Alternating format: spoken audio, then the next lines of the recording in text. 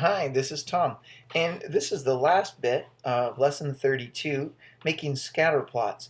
And here what I have is I have another set of data. And this is a set of data collected from a class of the height and shoe size of students. Height and shoe size of students. And what I'd like to do is we're going to do this. We're going to keep track of our students. So we'll call it student number. And again, we'll have one. I should probably make those line up a little nicer. So we have student number.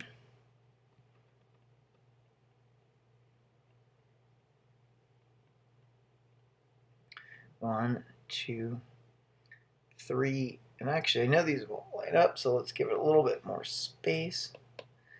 We have one, two, three. We're just going to do a couple of these, four. And we're going to write the ordered pair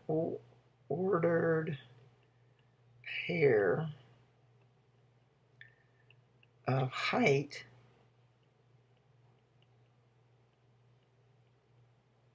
and shoe size.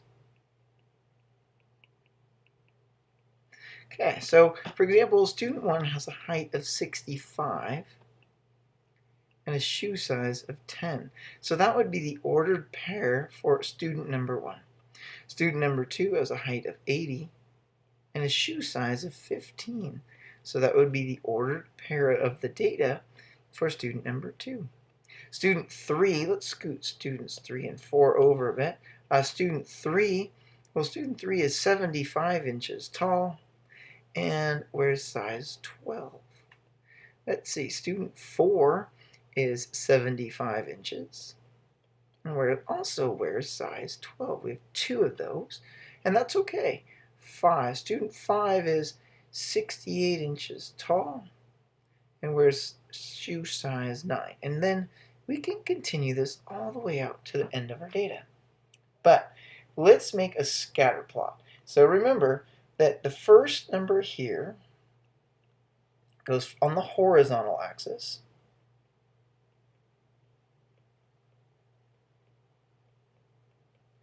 And then the second number, in this case our shoe size, will go on the vertical axis.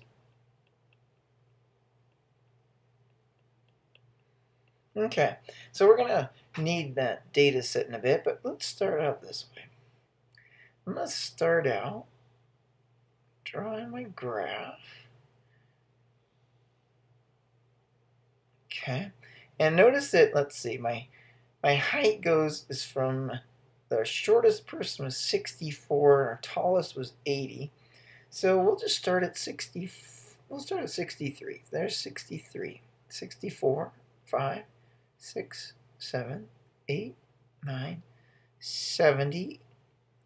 1, 2, 3, 4, 5, 6, 7, 8, 9, and there's 80 right there. Okay, and now our shoe size goes from 8.5 up to 15. So we'll start at 7. How about that? 7, 8, 9, 10, 11, 12, 13, 14, and 15. And so I'm going to do something right off the bat. First thing I'm going to do is, I made that kind of close to my margin. So let's just move it over there. Because I need to label my axes. It's good practice to always do that. So we have shoe size on our vertical axis. And we have height in inches.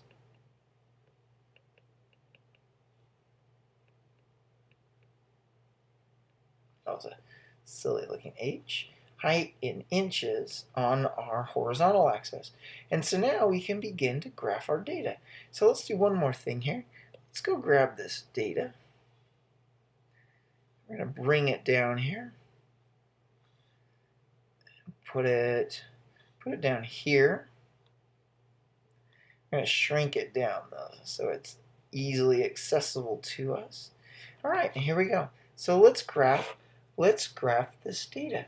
So our first student is 6510. So I go over to 65 and we go up to 10.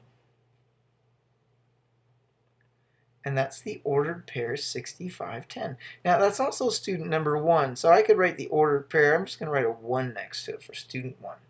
Student 2 is 8015. Oh, that's the student. Big shoe size.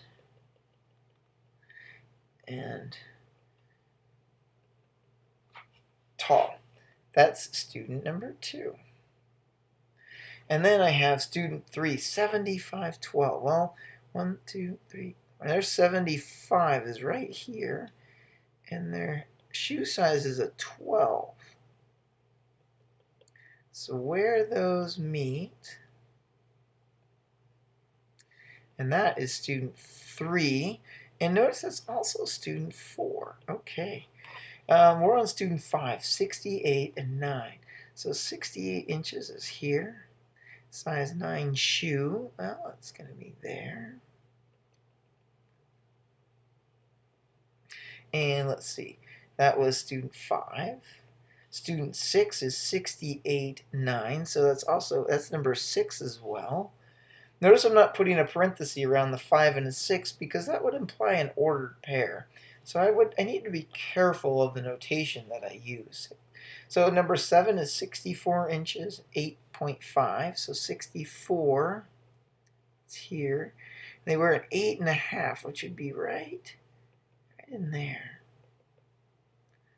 And that was student 7. And student 8 is 69 inches and a 10. So come over here. There you go. There's student 8. Student 9 is 64 inches tall, but wears size 9.5. Whoa, that one's right up there. Because there's the size 9 shoe is right here. So we have an 8.5, we have a 9.5.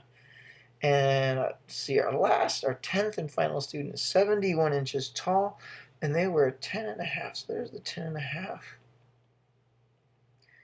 And they're 71 inches. They go right there, and that is student 10. And that is how we make a scatter plot of the data. And oops, this one right there. That was student number 9. There. And that's how we make a scatter plot of the data. And notice that the data is 2 pieces of information about each student. It's their height and the shoe size of each student respectively. And so that's one example of where one student or one item generated 2 pieces of related quantitative data. Hope that helps, and we'll see you in the next video. Thanks for watching.